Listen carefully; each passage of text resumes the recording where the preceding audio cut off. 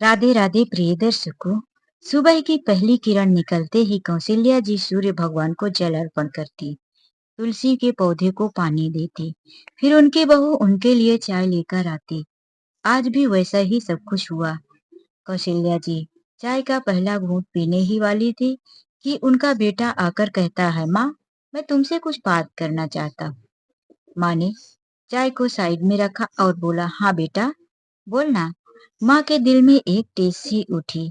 जब कोई सामने आकर कहता है कि मैं तुमसे कुछ जरूरी बात करना चाहता हूँ, तो वह जरूरी बात हमेशा शुभ नहीं होती। कुछ पल के लिए माँ की धड़कनें तेज हो गई, लेकिन कहीं से आवाज उठी, कुछ बुरा होते तो दिखाई नहीं देता। अपना बेटा है, जो कुछ भी कहेगा माँ के बारे में सोच समझकर ही कहेगा।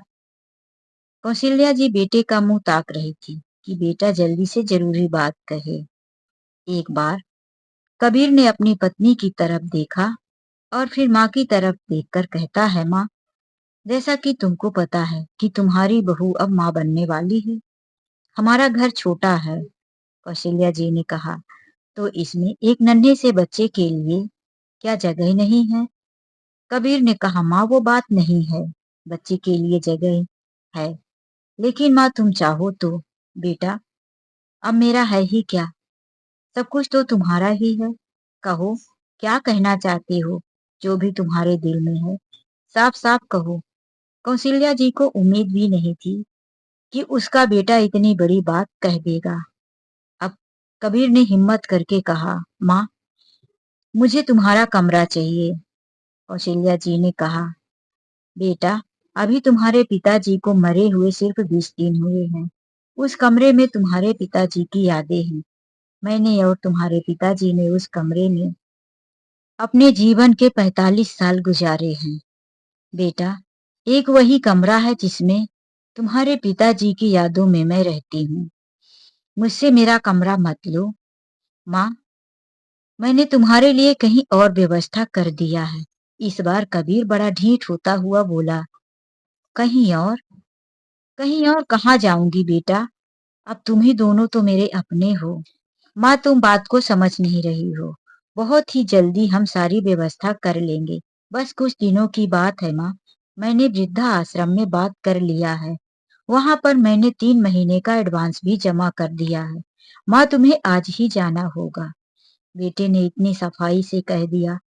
कौशल्या जी का गला रूंध गया, गले में शब्द अटक गए, शरीर इतना भारी हो गया जैसे किसी ने 100 किलो का वजन अभी उनके सिर पर रख दिया हो। कौशल्या जी बेटे से कहना चाहती थी, मगर कबीर, लेकिन कबीर ने कुछ नहीं सुना, उठकर चला गया। पीछे पीछे कबीर की पत्नी मीरा भी चल दी। कौशल्या जी दोनों को जाते हुए पीछे से देखती ही रह गई। अपना फैसला सुनाकर बेटा चला गया था। कौशल्या जी को एक बात भी रखने का मौका नहीं दिया कि वह अपनी तरफ से कुछ कह पाती।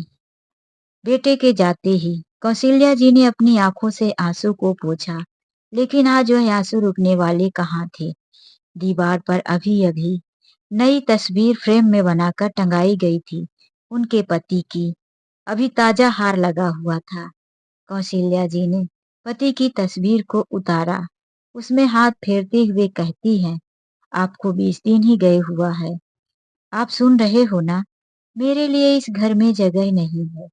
मेरे रहते मेरे बच्चों को जगह कम पड़ रही है।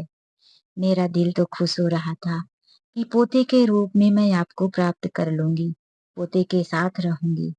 मैंने मन में सोच लिया था कि आपकी बची जिंदगी पोते के साथ गुजरेगी, लेकिन मेरे बेटे ने आपके जाने और पोते के आने से पहले ही मुझे बेगाना कर दिया। कौशल्या जी रूंधे हुए गले और आंसुओं से भरी आंखों से अपने पति की तस्वीर को देख रही थी।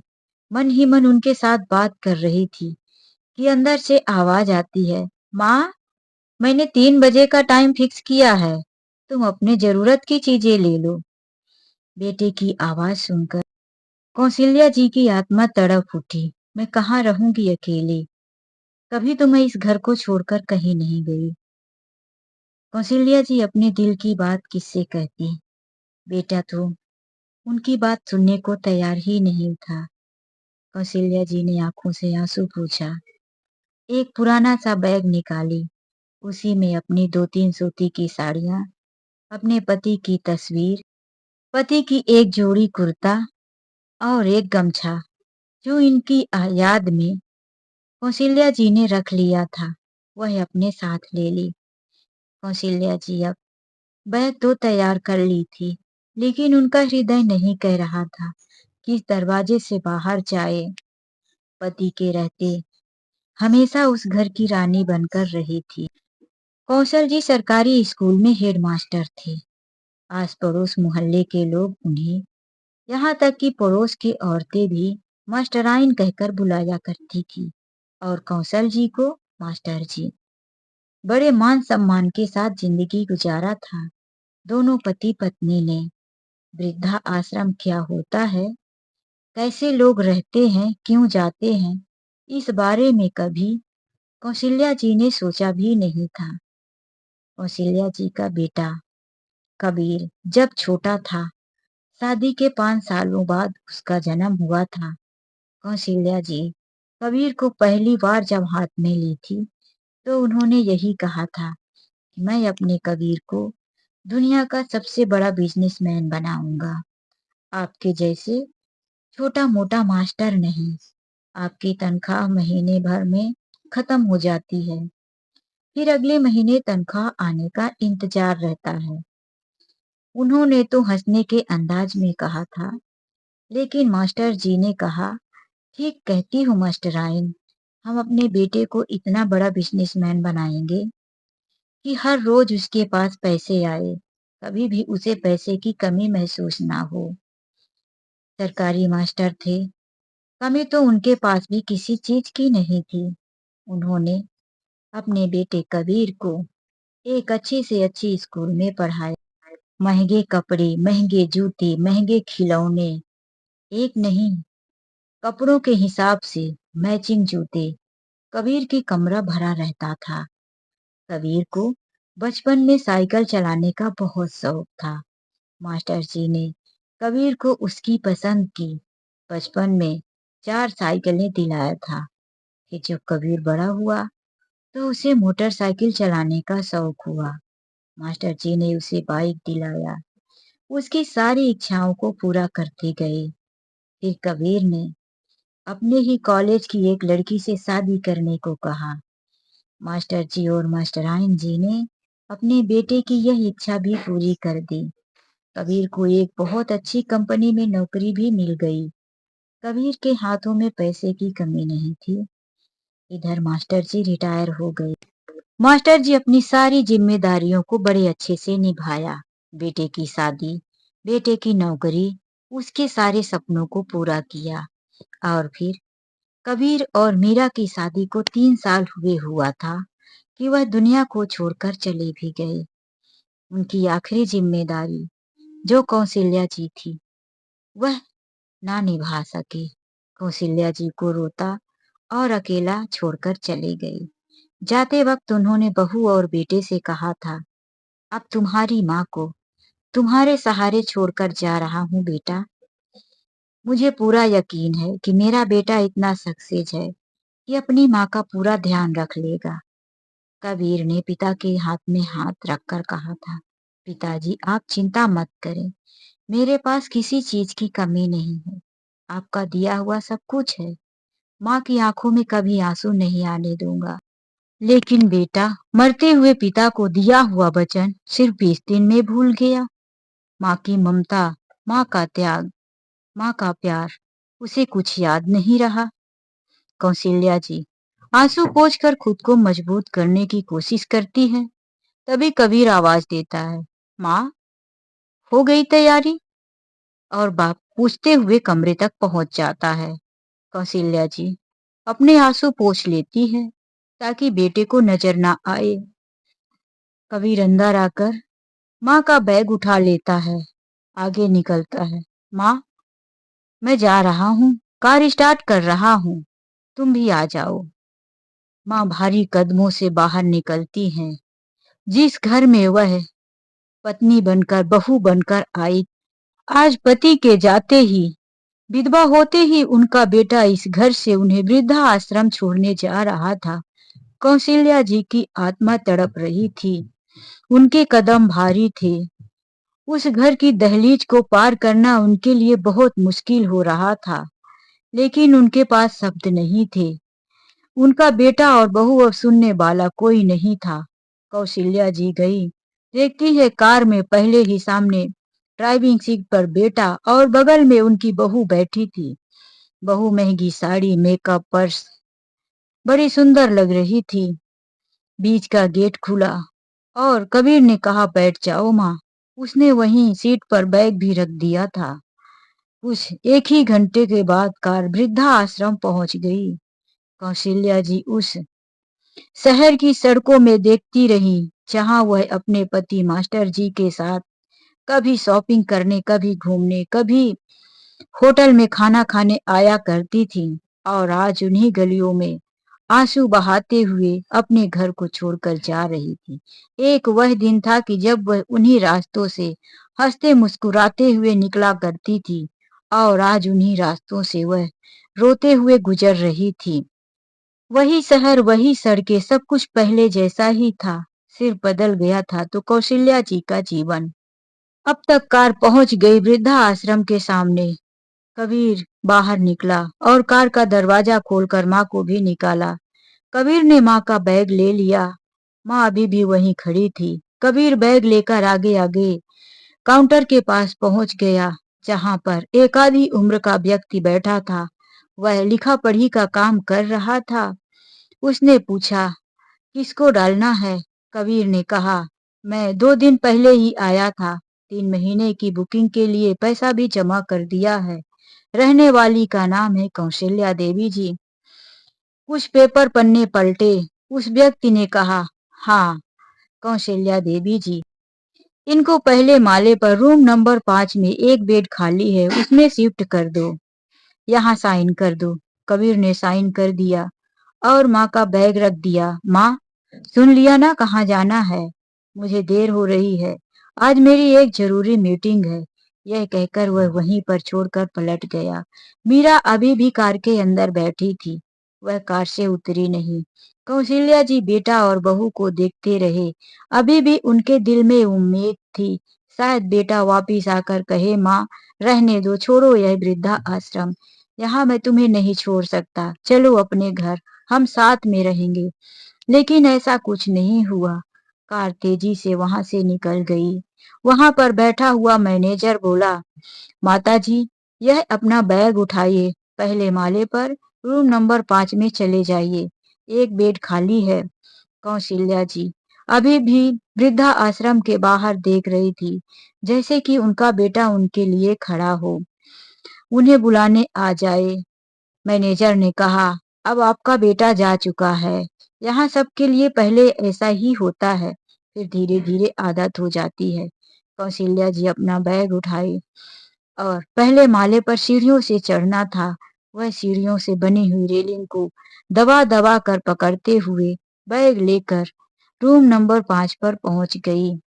जब उन्होंने दरवाजा खोला तो उस कमरे में पहले से ही 4 बेड लगे हुए थे। चारों बेड पर वृद्ध महिलाएं, कोई लेटी थी तो कोई बैठी थी, कोई कुछ खा रही थी। कौशल्या जी को देखकर उनकी तरफ ही सब देखने लगती हैं। कौशल्या जी पीछे एक बेड खाली था, उसी में जाकर अपना बैग रख देती हैं और सिकुड़ कर एक किनारे दोनों पैर जमीन पर ही रखे थोड़ा सा बैठती हैं। तो उनके बगल में बैठी हुई एक महिला कहती है, अच्छे से बैठ जाओ बहन, अब यह तुम्हारा ही बेड है, इसी में अब जिंदगी गुजारनी है। यह सुनकर तो कौशल्या जी की रूह कांप गई। उनकी आत्मा स्वीकार नहीं कर रही थी कि अब बचा हुआ बुढ़ापा मुझे यहाँ गुजारना है। कौशल्या जी ने उनकी तरफ देखकर कहा, आप आप यहाँ कितने दिन से हैं? उन्होंने कहा, मैं यहाँ पिछले 3 साल से हूँ। कौशल्या जी एक बार घबरा गई। क्या आप यहाँ 3 साल से इस जगह पर? वह मुस्कुराई। मुझे भी पहले ऐसा ही लगता था कि मैं कुछ दिनों के लिए आई हूँ, फिर धीरे धीरे 6 महीने, 1 साल, 2 साल और अब 3 साल गुजर गया। फिर सब आदत हो जाती है। कौशल्या जी ने आगे जवाब नहीं दिया। बिस्तर को झाड़ने की कोशिश की। एक पुराना सा गद्दा बिछा हुआ था। गद्दे की जगह-जगह से सिलाई फटी हुई थी। उसमें भरा हुआ रुआ कुछ दिख सा रहा था। कौशल्या जी उसे झाड़ी तो उसमें से धूल भी उड़ रही थी।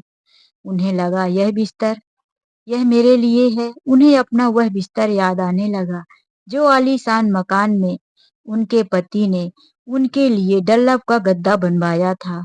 जब कबीर आने वाला था उसी समय पर काफी महंगा गद्दा बना कर दिया था उनके पति मास्टर जी ने। उससे पहले कौशल्या जी के मायके से भी गद्दा आया था तो वह थोड़ा पतला था। तो मास्टर जी ने कहा, अब तुमको इस पतले गद्दे में नहीं सोना। हमारा बेटा आने वाला है।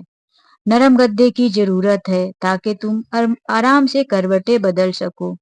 कौशल्या जी का वह नरम नरम गद्दा, उनकी कीमती चादर उन्हें याद आने लगी। उस बिस्तर पर कौशल्या जी का दिल नहीं कर रहा था लेटने को। उन्हें अंदर से घिन आ रही थी। कौशल्या जी क्या करती? आज रात हो गई। उसी बिस्तर पर एक किनारे वह सिमट कर लेट गई। कहाँ नींद आने वाली थी? वह पुराने गद्दे में। उसमें तो सीलन की बदबू भी आ रही थी। कौशल्या जी ने सोचा, काश मैं एक चादर भी लेकर आई होती तो इसके ऊपर डाल देती। कौशल्या जी रात भर रोती रही। अपने पति की तस्वीर को अपने पास रखी। कब रात गुजरी उन्हें पता ना चला। सुबह उनकी आंखें लाल और सूजी हुई थी। आंखों के नीचे गहरा गड्ढा। उन्हें ऐसा लग रहा था वह अपनी उम्र से 10 साल और बूढ़ी हो चुकी। एक ही रात में उनकी यह हालात हो चुकी थी। सुबह एक 30 साल की औरत उनके कमरे में आती है और वह पूछने लगती है, यहाँ कोई नई लेडीज आई है? सबने कौशल्या जी की तरफ इशारा किया। कौशल्या जी उसकी तरफ देखने लगती है। वह पास में आकर कहती है, आंटी, यहाँ पर जो नियम है वह आपको समझने होंगे। यहाँ सुबह 6 से 7 बजे तक 1 घंटे में सबका नाश्ता हो जाता है। नहाने के लिए यहाँ पानी की कमी है।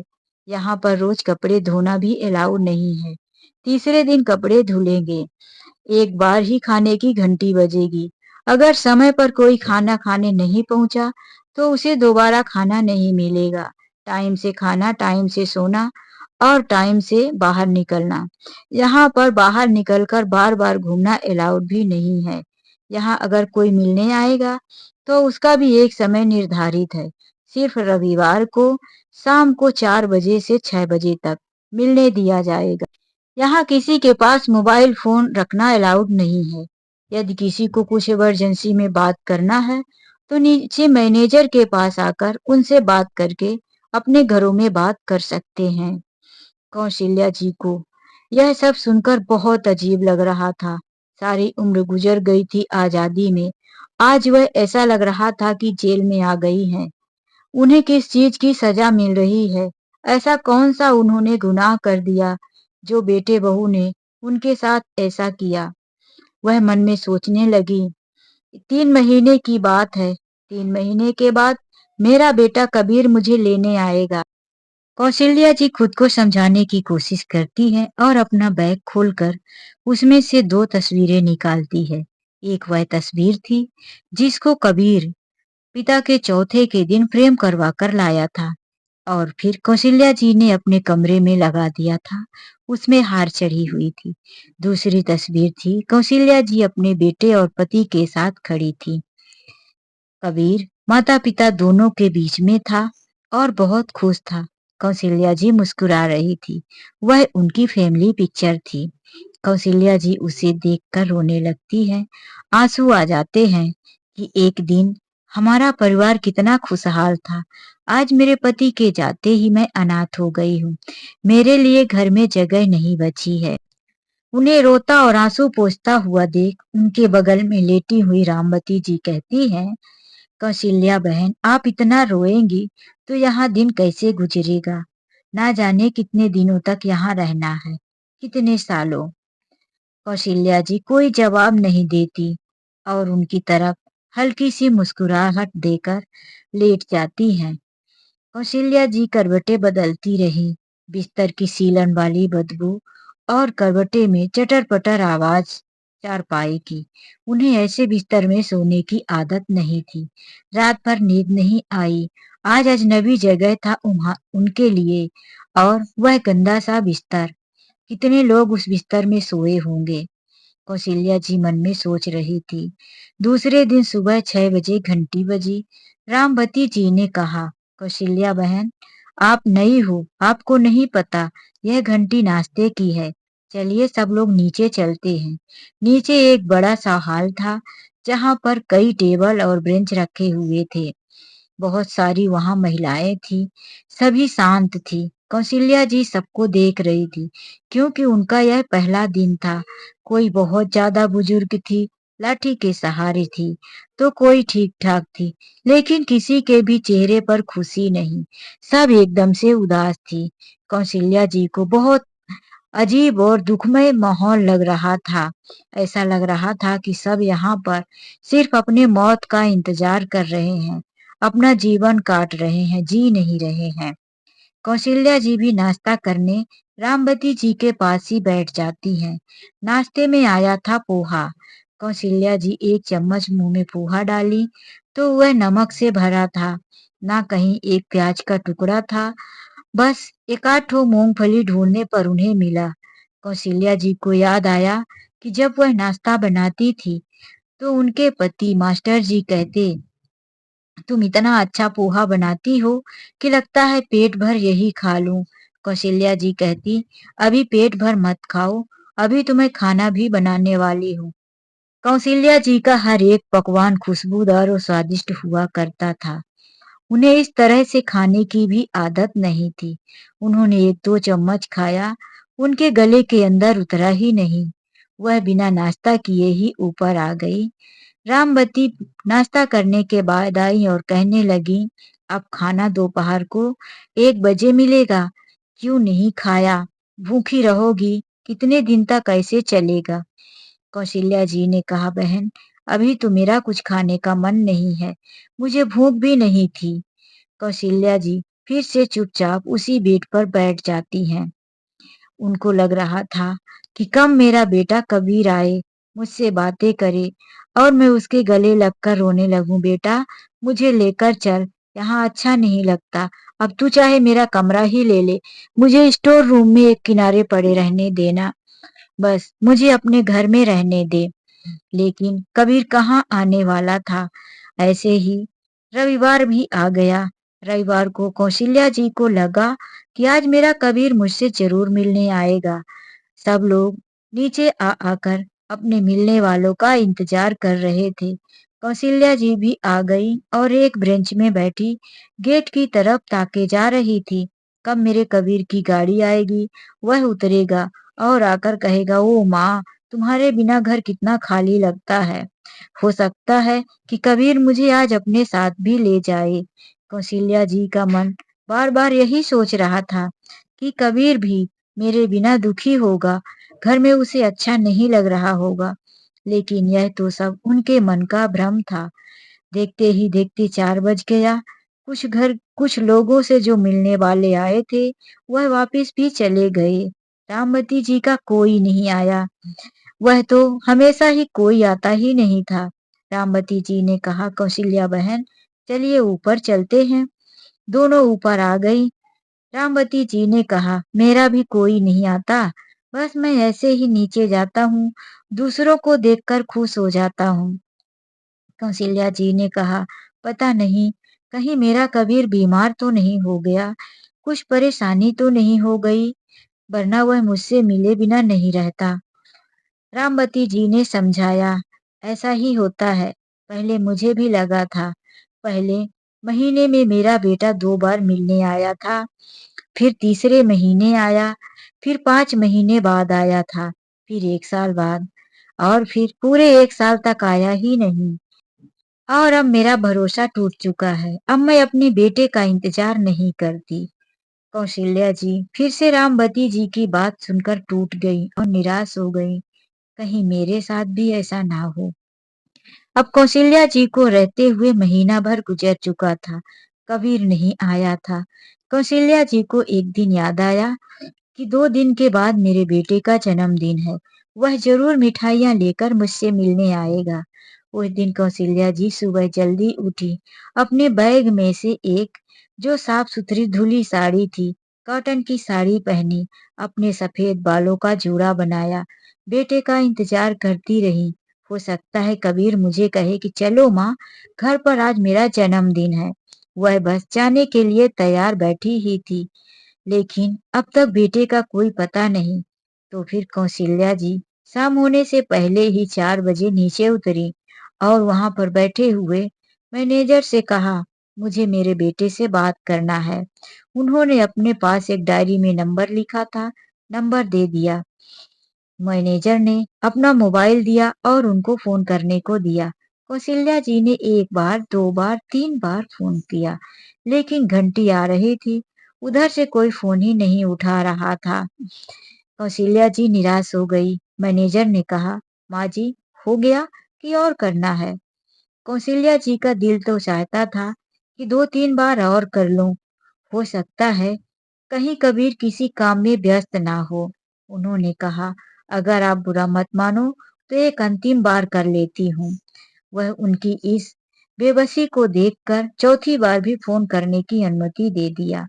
कौशल्या जी चौथी बार फोन की तो रिंग 2 बार आई। इसके बाद फोन कट हो गया। अब वह समझ गई थी कि फोन किसी ने कट किया है। अब वह बोलने की भी हिम्मत नहीं कर रही थी कि मैं 5वीं बार फोन करूंगी। उसका मोबाइल देकर वापिस आकर निराश बैठ गई। आज बेटे से मुलाकात ना बात हो पाई। कौशल्या जी का ऐसे ही अब दिन गुजरने लगा था। एक दिन उन्होंने फिर से नीचे आकर फोन किया तो फोन उनकी बहू ने उठाया। उसने कहा, माँ जी, अभी वह घर पर नहीं है। आएंगे तो मैं बता दूंगी कि माँ का फोन आया। इतना कहकर बहू ने फोन कट कर दिया। कौशल्या जी बोलने ही वाली थी, बहू, वह बहुत कुछ पूछना चाहती थी। मेरा बेटा कैसा है? घर में सब कैसा है? तू कैसी है बहू? लेकिन बहू ने उन्हें मौका ही नहीं दिया। कौशल्या जी उदास मन से फोन को उनको वापिस कर दिया और मुरझाए हुए चेहरे से ऊपर आ गई। उन्हें इस तरह से उदास देखकर रामवती जी समझ रही थी कि कौशल्या जी के साथ फिर से कुछ अच्छा नहीं हुआ है। वह इस बार कुछ पूछी नहीं, बस उनके हाथ में हाथ रखकर कहती है, कौशल्या बहन, सब ठीक हो जाएगा। बस इतनी ज्यादा चिंता मत करो। उनकी आंखों से आंसू बह चले। अब उन्हें रहते हुए पूरा 1.5 महीना गुजर चुका था। एक दिन मैनेजर ने एक लड़के से कहलवा भेजा, कौशल्या जी को नीचे बुला रहे हैं, उनसे कोई मिलने आया है। कौशल्या जी नीचे आई। एक वेटिंग रूम था, पुराना पंखा, पुरानी पुरानी टेबल, उसी में यदि कोई इमरजेंसी में मिलने आता था तो बैठा करता था। कौशल्या जी वहां पहुंच गई। देखती हैं कि मैनेजर के पास उनका बेटा खड़ा था। कौशल्या जी का चेहरा खिल उठा। आज मेरा बेटा आया है। इतने दिनों के बाद मुझे याद तो किया। बेचारा किसी काम से फंसा रहा होगा। उनके मन में खुशी के मारे बेटे के लिए दुआ निकलने लगी। कबीर और कौशल्या जी को उसी कमरे में बैठने की बात कही गई। अपने बेटे के पास वह बैठ गई। कबीर एक कुर्सी पर बैठा, माँ से कहने लगा, माँ, 1 महीना गुजर चुका है। तुमको तो पता है, पापा को गए हुए। पापा की पेंशन अब तुमको मिलेगी, तुम्हारे अकाउंट में ही आ रही है। माँ, यह मैं पेपर लाया हूँ, इसमें तुम साइन कर दो तो तुम्हारे अकाउंट के साथ मैं अपना अकाउंट ज्वाइन कर लूं और मैं तुम्हारी पेंशन निकाल पाऊं, क्योंकि यहाँ का खर्च भी मैंने 3 महीना एडवांस में भर दिया है और तुम्हारी बहू भी माँ बनने वाली है, उसके लिए भी खर्च की जरूरत है। और माँ, तुम्हें भी पैसों की अब जरूरत क्या है? तुम्हारे सारे खर्च तो मैं उठा ही रहा हूँ। माँ ने एक बार कहा, बेटा, अब मेरे पास सिर्फ तुम्हारे पिता की पेंशन ही बची है। अगर मैं बीमार हो गई, मुझे कुछ जरूरत पड़ी, तो यहाँ वृद्धा आश्रम में मुझे कौन देगा? कबीर ने कहा, माँ, तुम मुझे फोन करना, मैं हूं ना, सब कुछ तुम्हारे पास लाकर दे दूंगा। तुम चिंता क्यों करती हो? यहाँ मैंने तुम्हारे लिए सारी व्यवस्था कर दिया है। ठीक है बेटा, जैसा तुम उचित समझो। लाओ, कहाँ साइन करना है? माँ ने पेपर में साइन कर दिया।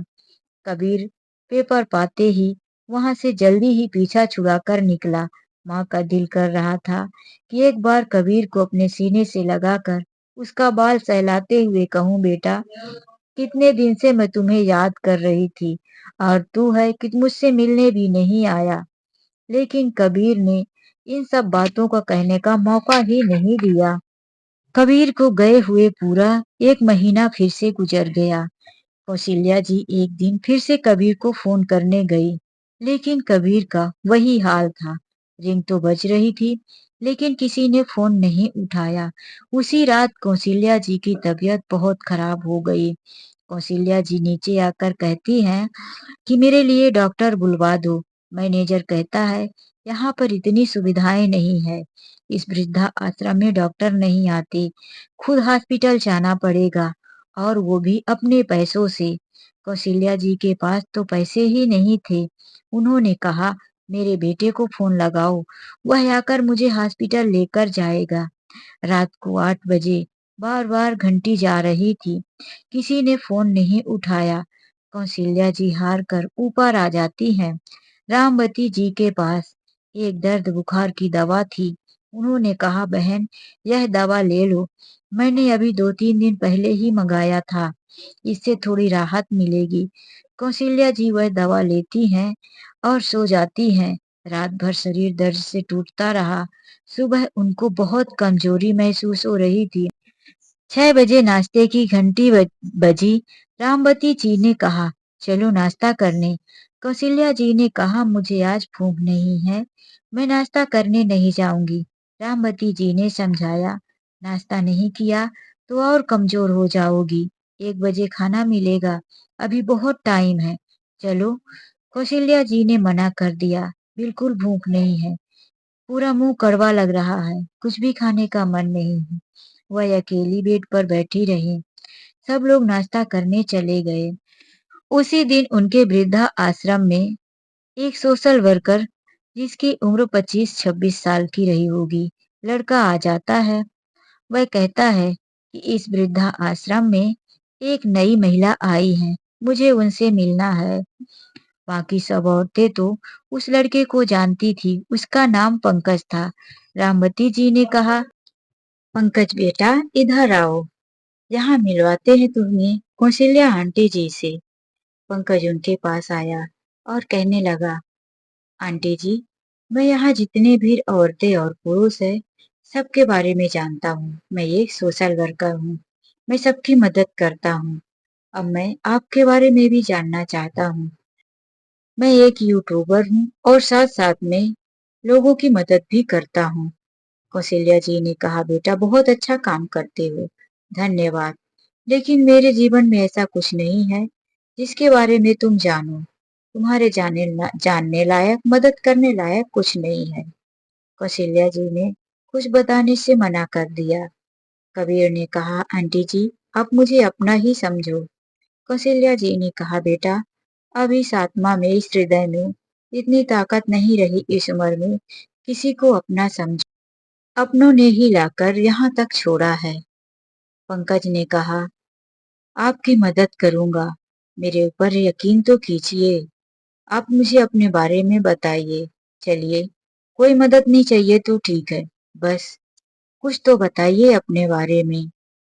कौशल्या जी उसके इतने आग्रह करने पर मजबूर हो जाती हैं, उससे अपनी सारी बातें बताने लगती हैं।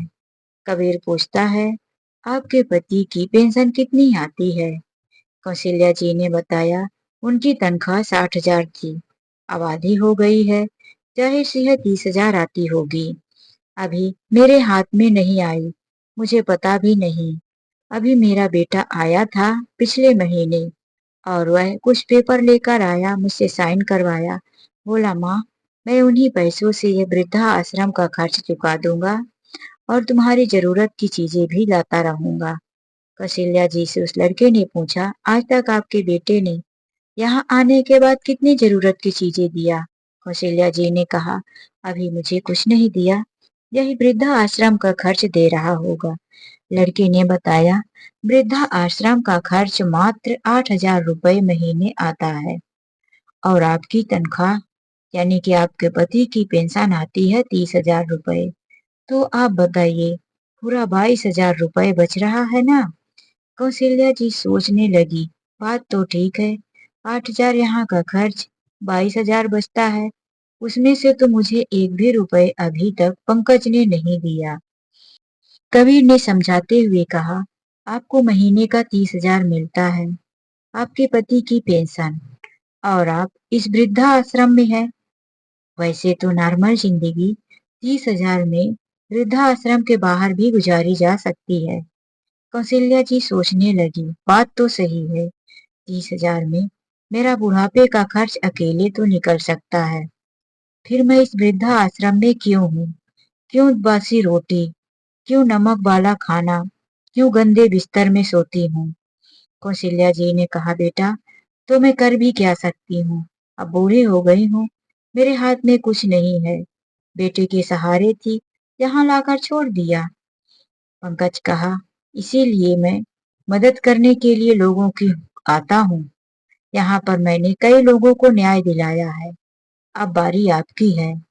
आप बताइए, यदि आप अपना मान सम्मान और अपना पैसा वापस पाना चाहती है तो लीजिए, इन पेपर में साइन कीजिए। कौशल्या जी ने कहा, बेटा यह कैसे पेपर हैं? पंकज ने समझाते हुए कहा, यह पेपर कोर्ट के हैं, आप अपने बेटे से अपने पेंशन के पैसे वापस लेंगी, इसमें यही लिखा है, और आगे से आपका बेटा आपकी पेंशन ना निकाल पाए, बस यही कार्यवाही करनी है। अब बताइए, आप अपने मकान का एड्रेस, आप कहाँ रहती हैं? कौशल्या जी ने अपने मकान का एड्रेस बताया, लेकिन वह घबराते हुए कहती हैं, बेटा मेरे कबीर को कोई तकलीफ नहीं होनी चाहिए, मेरा कबीर बहुत भोला है, कहीं उसे पुलिस वाले परेशान तो नहीं करेंगे। बेटा मैं कुछ नहीं करना चाहती अपने बेटे के खिलाफ। पंकज ने कहा, कुछ नहीं होगा, बस आपको आपका अधिकार मिल जाएगा, आपके बेटे को कोई तकलीफ नहीं होगी। कौशल्या जी चाहती तो थी कि उनका मान सम्मान, उनके पति की पेंशन उनके हाथ में आए, इसीलिए उन्होंने साइन कर दिया। पंकज उनके बताए हुए जगह पर उनके घर जाता है। वहां जाने पर पता चला कि उनका घर तो 1 महीने पहले ही बिक गया है।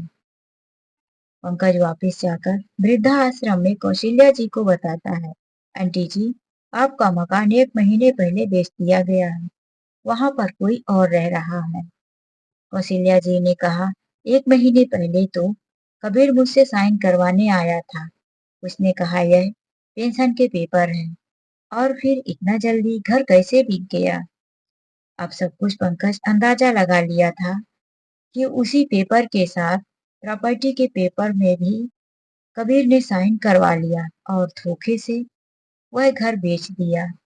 कौशल्या जी यकीन नहीं कर रही थी। उन्होंने कहा, बेटा एक बार मुझे यहाँ से मेरे घर तक ले चलो, मैं देखना चाहती हूँ कि मेरा घर बिका है कि तुम्हें कोई भ्रम हो रहा है। पंकज समझ गया था कि अब इतना जानने के बाद कौशल्या जी की बेचैनी नहीं रुकेगी, वह नहीं मानेगी, मैं नहीं ले गया तो किसी तरह से वह भागकर चली जाएंगी। इसीलिए वह उन्हें अपने साथ लेकर गया और दिखाया, देखिए यहाँ पर कोई और रह रहे हैं। कौशल्या जी दरवाजे पर गई तो उन्होंने दरवाजा ठोका। अंदर से एक बुजुर्ग महिला निकली, जिसकी उम्र शायद कौशल्या जी के बराबर ही थी। वह कहने लगी, आप कौन हैं? कौशल्या जी ने हाथ जोड़ते हुए कहा, नमस्ते, मैं इस घर की मालकिन हुआ करती थी, पहले यह मेरा घर था। यह सुनकर उसने कहा, आइए अंदर आइए। कौशल्या जी ने पूछा, आपको यह घर किसने बेचा है? उस औरत ने कहा, मेरे बेटे ने खरीदा है, कबीर नामक किसी लड़के से।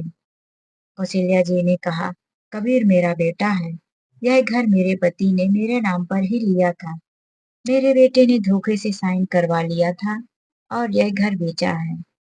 उस औरत ने बताया, लेकिन कबीर कह रहे थे कि मेरी माँ काफी बीमार है, हॉस्पिटल में एडमिट है। उन्हें ऑपरेशन के लिए पैसों की सख्त जरूरत है। इसीलिए उसने जल्दी जल्दी में यह घर बेचा। कौशल्या जी ने पूछा, आपने कितने में खरीदा है? उन्होंने बताया, मैंने यह घर 13 लाख में खरीदा है। कौशल्या जी ने कहा, आज के समय पर इस घर की कीमत लगभग 15 लाख रुपए है। उन्होंने कहा, हाँ, लेकिन आपके बेटे को बहुत जल्दी था, घर बिक नहीं रहा था, इसीलिए उसने 2-3 लाख का घाटा आपकी दवाइयों को लेकर कर दिया।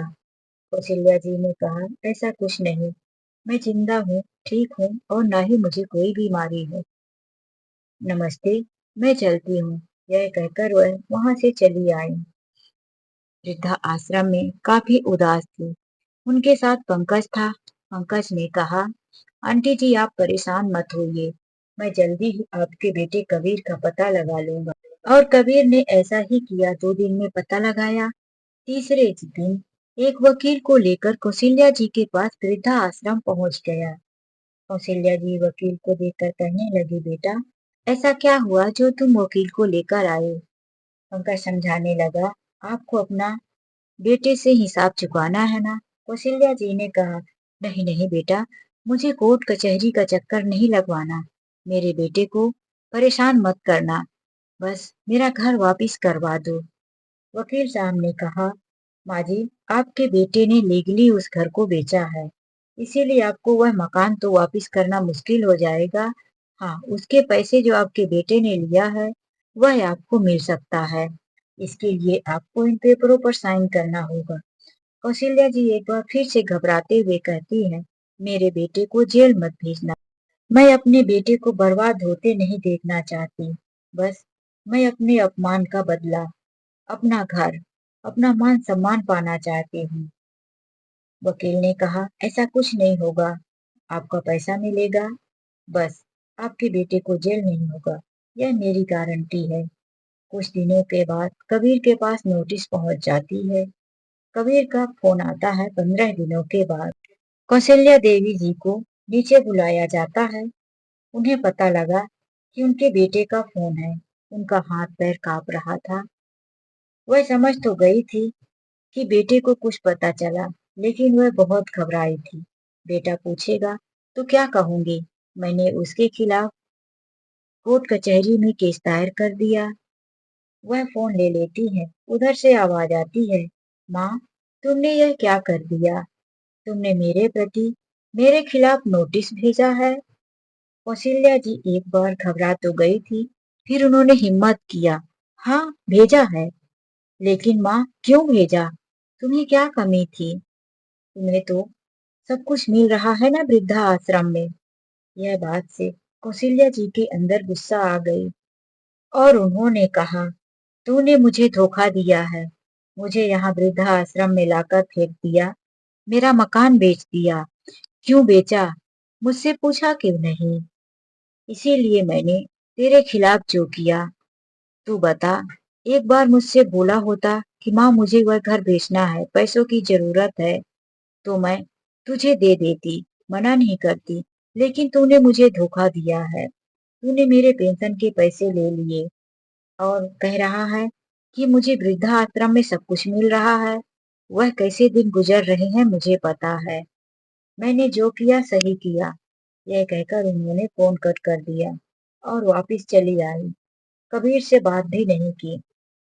1 हफ्ते के बाद कबीर उनके पास खुद मिलने आ गया, उसी जगह पर जहां पर उसने एक बार माँ से साइन करवाया था, यह कहकर कि यह बैंक का पेपर है। आज जगह वही थी। उस बार कबीर बड़े शान से बैठकर माँ से साइन करवा रहा था। आज कौशल्या जी बड़े शान से बैठकर बेटे की बातों का जवाब दे रही थी। कबीर पूछ रहा था, माँ, तुमने यह क्या किया? क्यों कर दिया माँ? क्या तुम मुझे बर्बाद करना चाहती हो? कौशल्या जी ने बड़ी गंभीरता से कहा, बेटा, अब मैं तुझसे कोई उम्मीद नहीं रखती। तूने मुझे धोखा दिया है। तूने यह कहकर घर भेजा कि मुझे कैंसर है। मैं जिंदगी मौत के बीच में लड़ रही हूँ और उन पैसों से तू मेरी इलाज करवाएगा। लेकिन तू मेरा घर बेचकर जाकर लखनऊ में मकान ले लिया, मेरे पेंशन के पैसे ले लिए, आज तक मुझे 1 रुपए का सामान लाकर नहीं दिया। अब तुझसे मैं क्या उम्मीद करूं? मेरे पति के 20 दिन बाद ही उनकी दुनिया छोड़कर जाने के बाद तू मुझे यहाँ लाकर फेंक दिया। तुझे जरा भी तरस नहीं आई कि अभी अभी मैंने पति को खोया है और फिर मैं अपना पूरा परिवार खोकर कैसे जी सकती हूँ। माँ की आंखों में आज आंसू नहीं था, आंसू सूख गया था। बड़ी गंभीरता से उन्होंने कबीर से कहा। तो कबीर माँ की बातों को सुना और फिर कहने लगा, माँ तुम क्या चाहती हो कि मैं रोड पर आ जाऊं? तुम्हारी गर्भवती बहू दर दर की ठोकरें खाए। माँ ने कहा, बेटा मैं कुछ नहीं जानती, यह सब तुम्हारी जिंदगी है और तुम अपनी जिंदगी के बारे में खुद सोचो। बस मुझे मेरे घर के पैसे चाहिए और मुझे मेरे पति की पेंशन वापस चाहिए। फिर से आज इतनी बात करके कौशल्या जी वापस आ गई और कबीर अपना सा मुंह लेकर वापस चला गया। कुछ ही दिनों के बाद कौशल्या जी के पास एक वकील आया जिसे कबीर ने भेजा था। वकील ने कहा, माता जी आप अपने बेटे को जेल भेजना चाहती हैं, यह अच्छा नहीं है, आपका इकलौता बेटा है। कबीर ने मुझसे कहलवाया है कि माँ को कह दो कि मैं घर के पैसे किस्तों पर वापस कर दूंगा और पेंशन भी वापस कर दूंगा। ये लीजिए, उसने आपको पेपर भेजा है जिसमें साइन कर दीजिए। इसमें यह लिखा है कि आप अपना कोर्ट का केस वापस ले रही हैं। कौशल्या जी ने कहा, मैं बेटे के प्रति कोई केस नहीं करना चाहती, बस मेरे पैसे और मेरे पति की पेंशन मुझे मिलनी चाहिए। वकील ने विश्वास दिलाया कि आपके बेटे ने कहा है कि किस्तों पर पैसे वापस कर देगा। दूसरे दिन पंकज मिलने आया। सारी बात कौशल्या जी ने बताया। पंकज ने कहा, ठीक है, यदि ऐसा होता है तो ठीक है, नहीं तो आगे की कार्यवाही होगी। अब कौशल्या जी का 1 महीने में ही उनकी पेंशन के पैसे सब वापस कर दिए। 1,20,000 रुपए अब तक उनके पति की पेंशन के पैसे थे। वृद्धा आश्रम में हाथ में इतने पैसे आने के बाद कौशल्या जी बहुत खुश थी। अब उन्हें पंकज ने सलाह दिया, आंटी अब आपको यहाँ रहने की जरूरत नहीं है। हर महीने 30,000 रुपए आ ही रहे हैं और आपके घर के पैसे भी वापिस आ जाएंगे। चलिए अब आपके लिए बाहर मकान देखते हैं। एक किराए पर मकान लेकर आप अपनी जिंदगी अपने हिसाब से जी सकती हैं। कौशल्या जी ने कहा, बेटा मैं यहाँ रहना भी नहीं चाहती हूँ। रामवती जी कौशल्या जी के लिए बहुत खुश थी। वह उस रात उनसे बहुत बातें की और कहने लगी, कल तो आप चली जाएंगी। कौशल्या जी ने कहा, मैं अकेले कहाँ जा रही हूँ, आपको भी साथ में लेकर जाऊंगी। मेरे साथ चलो। यहाँ पर मेरी बहन बनकर हर दुख में मेरा साथ दिया, कदम से कदम मिलाकर मुझे संभालती रही। उन्होंने कहा, मेरे पास पैसे नहीं है, मेरा खर्च कैसे चलेगा? यहाँ जो भी है सुबह शाम खाने को तो मिल जाता है। कौशल्या जी ने कहा, खाने की कोई दिक्कत नहीं होगी। अब मेरे पास इतने पैसे तो आ ही रहे हैं कि हम दोनों बहनों का खर्च आसानी से निकल जाएगा। पंकज दूसरे दिन कौशल्या जी को लाकर एक कॉलोनी में 6,000 किराए पर एक मकान दिला देता है। ग्रामीण एरिया था, वहां के लिए 6,000 बहुत था। कौशल्या जी उस एरिया में रहकर भी बहुत खुश थी। हरे हरे पेड़ पौधे, बाग बगीचे, बोरिंग का पानी, नीचे 2 कमरा एक किचन। कौशल्या जी अब उस मकान में रहने लगी थी। दूसरे दिन पंकज फिर से आता है। कौशल्या जी के घर गृहस्थी की चीजें खरीदवा देता है। एक छोटा सा सिलेंडर, छोटा सा चूल्हा, किराने का सामान। आज कौशल्या जी खुश थी। वह अपने जीने के लिए सामान खरीद रही थी, खुद के लिए सोच रही थी। महीने भर में उनके पति की 30,000 रुपए पेंशन आ गई और फिर कबीर ने ही जल्दी ही 1 महीने में उन्हें पहली किस्त दिया। कौशल्या जी अपनी जरूरत की सारी चीजें खरीदी और रामवती जी के साथ वह उस मकान में खुशी से रहने लगी थी। अभी कबीर ने 2 किस्त दिया था। कौशल्या जी की जीवन की गाड़ी तो धीरे धीरे पटरी पर आ चुकी थी। लेकिन एक दिन दोपहर को 2 बजे दरवाजा खटखटाया किसी ने। कौशल्या जी ने दरवाजा खोला तो सामने कबीर खड़ा था। उन्होंने उसे देखकर पूछा, क्या चाहिए कबीर? कबीर ने कहा, माँ अंदर आने को नहीं कहोगी, डायरेक्ट पूछती हो क्या चाहिए। उन्होंने दरवाजा खोला। कबीर अंदर आकर बैठ गया। उनके अंदर का एक मन कह रहा था कि यह मेरा बेटा है, इसे अपने गोद में इसका सर रख लूं, इसके बाल को सहलाऊं, इसे जी भर के प्यार करूं। इतने दिनों के बाद मेरा बेटा मिला है। लेकिन फिर से उनकी आत्मा से आवाज आई, नहीं, यह वह बेटा नहीं है जो पति के साथ रहने पर था। यह कोई अजनबी है जिसने धोखा दिया है, जिसने वृद्धा आश्रम में ले जाकर फेंक दिया, सब कुछ लूट लिया, माँ के बारे में जरा सा भी नहीं सोचा। फिर भी उन्होंने कबीर को कहा, बेटा बताओ, क्यों माँ से मिलने आए? इस बेसहारा माँ की क्या जरूरत पड़ गई? कबीर अब गंभीर था, पहले जैसा घमंड नहीं। उसने आराम से माँ से कहा, माँ मैं काफी परेशान हूँ। मैंने उस घर को बेच दिया है जो कि मैंने मकान बेचकर उसे खरीदा था। उस फ्लैट की किस्त मैं नहीं चुका पा रहा हूँ। मेरी नौकरी भी छूट गई है। मैं सोशल मीडिया में हर जगह बदनाम हो चुका हूँ। तुम्हारी और मेरी कहानी हर जगह वायरल हो रही है। माँ तुम मेरे साथ चलो। लोगों का कहना है कि पिता के मरते ही मैंने अपनी माँ को घर से निकाल दिया। लोग मुझे बड़ी गंदी नजर से देखते हैं। मुझे कहीं नौकरी भी नहीं मिल रही है। अभी इस वक्त मैं अपनी गर्भवती पत्नी को एक किराए के मकान में रखा हूँ। मैं बहुत परेशान हूँ माँ। बेटे की परेशानी सुनकर एक पल के लिए कौशल्या जी का हृदय कांप उठा, लेकिन वह फिर से अपने बेटे के झांसे में आकर खुद को बर्बाद नहीं करना चाहती थी।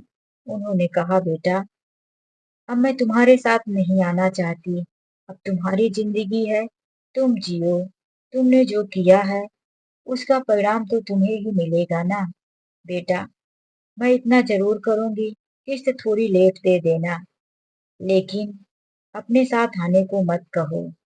और हाँ, अगर तुमने किस्त नहीं दिया तो मैं आगे की कार्यवाही भी कर सकती हूँ, क्योंकि इस उम्र में कब मुझे कौन सी बीमारी हो जाए और मुझे पैसों की जरूरत पड़े।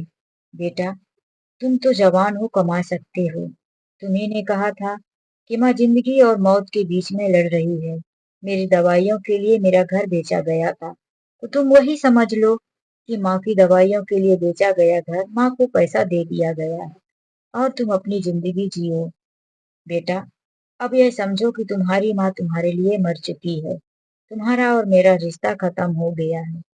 कबीर अपनी माँ को लाना चाहता था, दुनिया के सामने अपने लगे हुए कलंक को धोना चाहता था, लेकिन माँ ने साफ मना कर दिया और कबीर अपना सा मुंह लेकर वापस चला आया। कुछ 20-25 दिन गुजरा था कि एक दिन पंकज फिर से आया और कहने लगा, कौशल्या आंटी यह देखिए फोटो, आपके बेटे ने सोशल मीडिया में अपने बेटे की फोटो डाला है।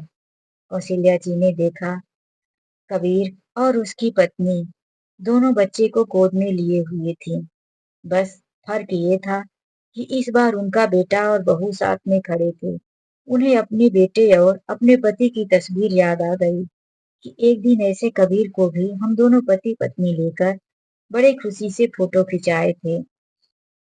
कौशल्या जी का दिल किया कि पोते को गोद में ले लूं। क्या यह पोता बड़ा होकर मेरी कहानी सुन पाएगा, मेरे बारे में समझ पाएगा कि उससे जन्म होने के पहले ही किस तरह से उसके पिता ने मुझे अनाथ कर दिया था।